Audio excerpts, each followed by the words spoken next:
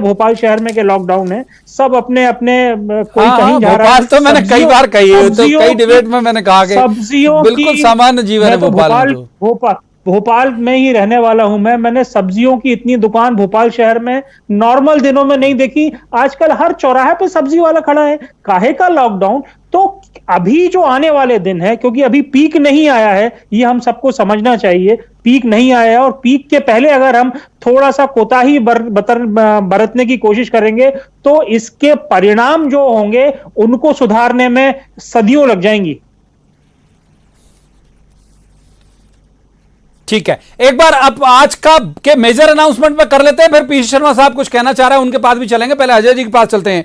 अजय जी, जो आज वित्त मंत्री निर्मला सीतारमण ने जो अनाउंसमेंट किए, वित्त राज्य मंत्री भी उनके साथ थे, तो उन्होंने बहुत सारी घोषणाएं करी। 20 लाख करोड़ रुपए का जो मेगा राहत पैकेज के तहत है, उसमें अप्रवासी मजदूर, स्ट्रीट वेंडर, छोटे व्यापारी, किसानों के लिए जो घोषणाएं की गई, और ये कहा गया कि भाई one nation one ration card भी इसी तरह से बनेंगे, जहां हो वहां ले लें।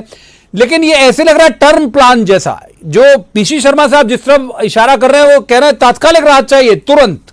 ये अगस्त से कुछ योजनाएं शुरू होंगी, कुछ वहां शुरू होंगी, तो अभी आपको लगता है कि तुरंत जरूरी है कुछ और मदद करना, चाहे स्टेट गवर्नमेंट करे? देखिए, तुरंत तो राहत की व्यवस्थाएं पहले ही चालू हो चुकी है, जिसका हवाला कल भी हमारी वित्त मंत्री जी ने दिया था और आज भी उसको दोहराया गया हैगा।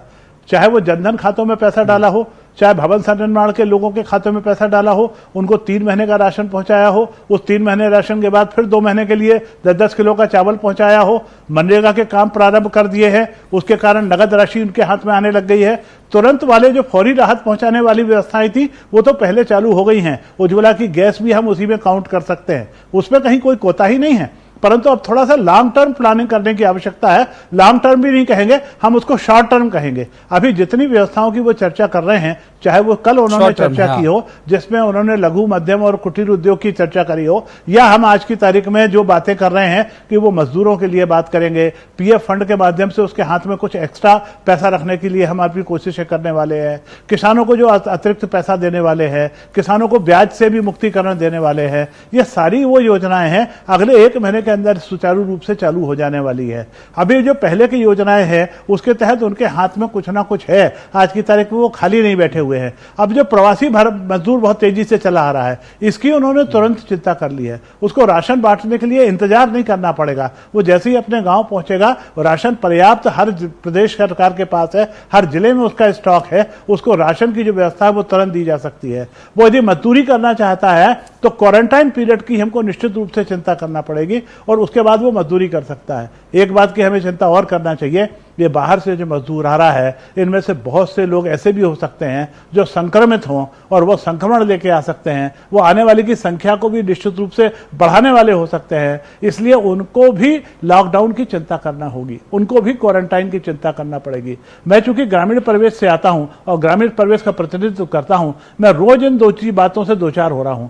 जो गांव में लोग लौट के आ रहे हैं, गांव वाले उनसे भयभीत हैं, उनको वो स्कूल में रखना चाहते हैं। स्कूल में रखने के लिए जिस प्रकार की व्यवस्थाएं चाहिए, वहां बिस्तर चाहिए, वहां बिस्तर की व्यवस्था नहीं हो पा रही है। जिस तरीके के भोजन की व्यवस्था होना चाहिए, वो भोजन नहीं हो पा रही है। एक दूसरी और मानसिकता पीड़ा देने वाली है। यदि हम अपने गांव के स्कूल में ठहरे हुए हैं, हमारा बिस्तर हमारे घर से आ सकता है, हमारा भोजन हमारे घर से आ सकता है, वो किसी भी इंस्टीट्यूशन के भोजन से बेहतर होगा और वो किसी भी इंस्टीट्यूशन के बिस्तर से बेहतर व्यवस्था हो सकती है। थोड़ी सी समझाइश इस तरीके की हमको लोगों को देना पड़ेगी। मैं बार बार ये समझाइश अपने वीडियोस के माध्यम से, सोशल मीडिया के माध्यम से लोगों तक पहुंचने की कोशिश कर रहा हूं और उनसे कह रहा हूं, ये सारी के सारे प्रयास आपको अपने जीवन रक्षा के लिए करना है, अपने परिवार के जीवन रक्षा के लिए करना है, अपने गांव के जीवन रक्षा के लिए करना है। इसलिए आप इसमें सहयोग दें और सहयोग के साथ साथ में अपनी चिंता के साथ अपने परिवार और गांव की चिंता करें। मैं समझता हूं यही जो समझाइश है उनके काम आएगी और यही हमको कोरोना से लड़ने में सफलता होगी। आंकड़ों की चिंता मैंने बार बार कहा था, इसके पहले भी कई बार मैंने बहस में कहा था, आंकड़े तो बढ़ेंगे, जितने बड़े आंकड़े होते जा रहे हैं दुगने होकर उतने से ज्यादा बड़े देखा जाएंगे। उन आंकड़ों के हम चुनौती माने और अपने आप को उसके लिए तैयार करें। ठीक है। पीयूष शर्मा साहब, मजदूरों का आपने जिक्र किया था, आज मेजर अनाउंसमेंट केंद्र सरकार ने किए, केंद्रीय वित्त मंत्री ने बहुत सारे अनाउंसमेंट किए। आपको लगता है ये उनके लिए कारगर होगा? अनाज भी तत्काल 2 महीने तक का फ्री, फिर उसके बाद कहा कि आप किसी भी राज्य में हो आप ले सकते हैं, आप अगर पीडीएस कार्ड होल्डर नहीं है तो भी मिलेगा आपको अनाज। मनरेगा का जो राशि है वो बढ़ा दी गई। इस पर आपकी टिप्पणी? ये बिश्नोई जी ने भी कहा, सीनियर भारतीय जनता पार्टी के नेता हैं, पूर्व मंत्री हैं, कि ये सब अभी घोषणाएं हुई हैं। ये घोषणाएं तो सब तरह की हो गई, ये भी 2 महीने लगभग होने जा रहे हैं लॉकडाउन के, उसके बाद हो रही हैं। प्रवासी जो मजदूर है वो लगातार चल रहा है। मध्य प्रदेश में 11 लाख के आसपास आ चुके हैं, 2 लाख और आएंगे।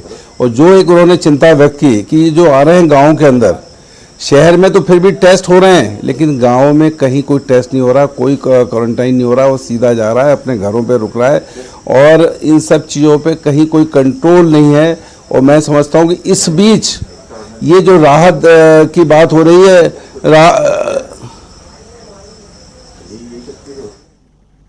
चेक नहीं कर रहे, पर उतनी व्यवस्था नहीं है चेक की आज भी। जी बोलिए। नहीं है उतनी। भोपाल में और इंदौर में जहां इस संक्रमण इतना फैला हुआ है, बढ़ता जा रहा है, रोज आ रहे हैं। आज एक किसी पेपर में मैंने ये पढ़ा है कि कब्र एडवांस में खोदी जा रही है। ये स्थितियां जब बनी हुई है, और जो मजदूर आ रहा है लगातार चल रहा है, गाड़ियों से आ रहा है, वहाँ उनका कोई डिस्टेंसिंग नहीं है, कोई 2 गज की दूरी नहीं है, और निश्चित तौर पर इसमें काफ़ी संक्रमण में आएंगे। और ये जब गांव में पहुंचेंगे, और गांव में अगर, क्योंकि गांव में वैसे भी कोई दूरी रखने का कोई सिस्टम नहीं होता, तो निश्चित तौर पर ये और तेज़ी से